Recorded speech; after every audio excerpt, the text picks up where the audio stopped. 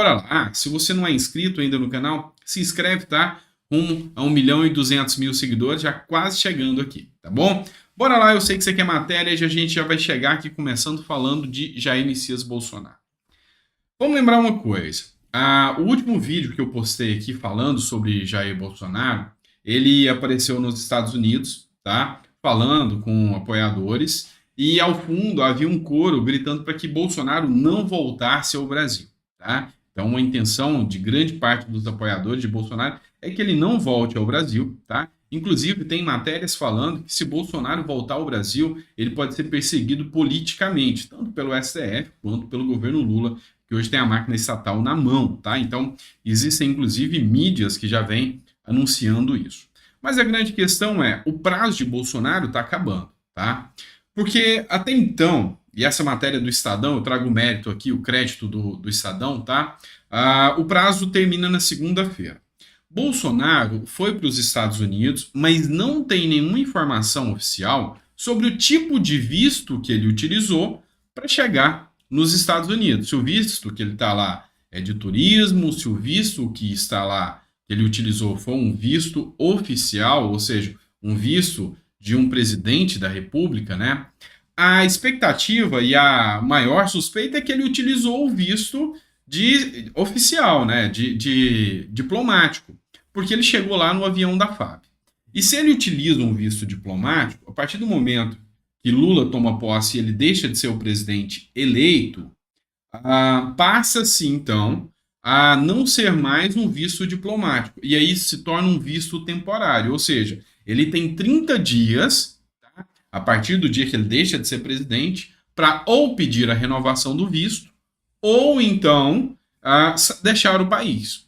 Entretanto, aqui não tem informação, tá? Inclusive a própria matéria não deixa especificado, porque é uma matéria interna, é uma informação interna, e os Estados Unidos não podem violar uma informação de um cidadão, tá? De um cidadão brasileiro, de uma pessoa. Então, os Estados Unidos não confirmaram se ele fez um pedido de renovação ou se dali ele parte para outro local. Não se sabe, então.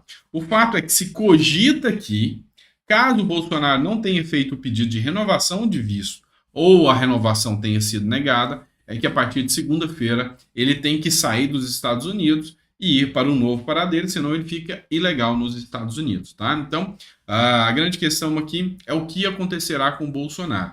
Qual a sua opinião sobre esse caso? Se você acha que, inclusive, Bolsonaro deveria mesmo retornar ao Brasil ou não? Deveria ir para um outro destino ou fazer um pedido de asilo, alguma coisa nesse sentido? Coloca no seu comentário aí, que é importante para mim. Vamos lá, eu vou trazer um ponto agora também que é super interessante. Lula está lá no encontro na Argentina, hoje ele já foi para o Uruguai, mas ele estava no encontro da Argentina até ontem, tá? No encontro da chamada CELAC. Eu já expliquei para vocês que a CELAC é o Clube dos Amigos Ideológicos da América do Sul e Caribenhos, tá? Só que dois pontos em específico chamaram a atenção. Da patotinha toda da turma da CELAC, somente dois países, Uruguai e Paraguai, não são de esquerda. São países onde os presidentes são de direita, né? Os mauzões da história. Mas olha só, Uruguai e Paraguai criticam a hipocrisia da esquerda sobre as ditaduras das Américas no encontro da CELAC, o Clube de Amigos Ideológicos. Eu vou ler um trecho aqui para você entender.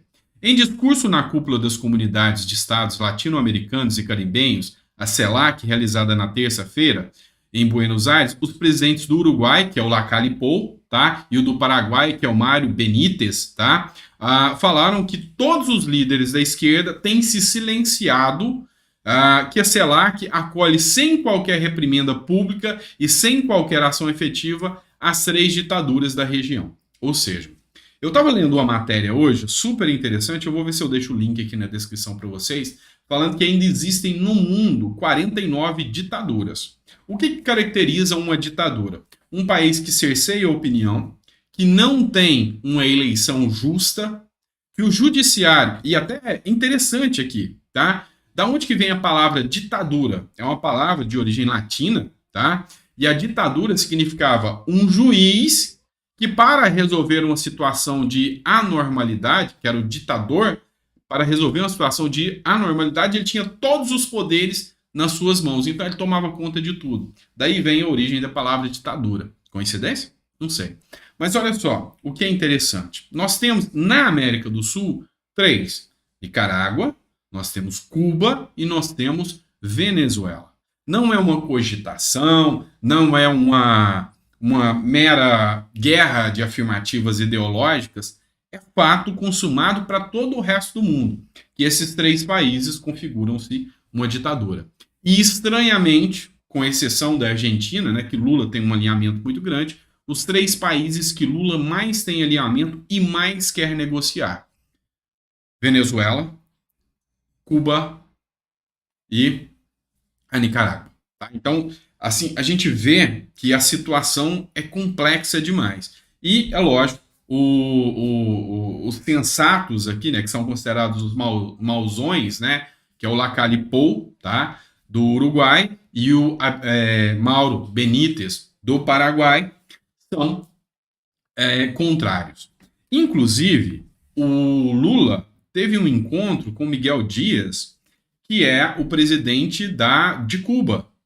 E ele falou sobre vários pontos, mas disse Lula que não cabe a ele dar palpite sobre as violações de direitos humanos que acontecem no país caribenho, que é Cuba.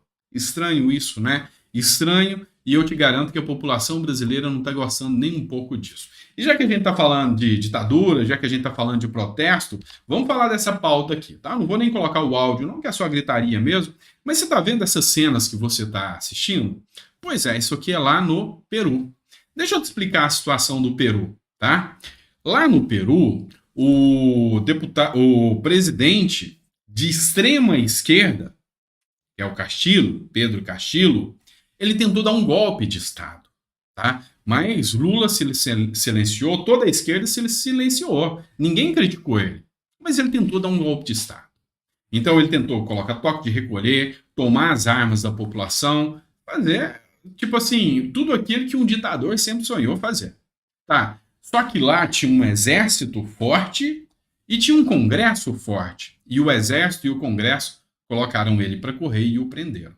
E agora o que acontece? A turma que apoiava a galera da esquerda lá é essa aqui que está fazendo a baderna, inclusive já teve mortes, tá?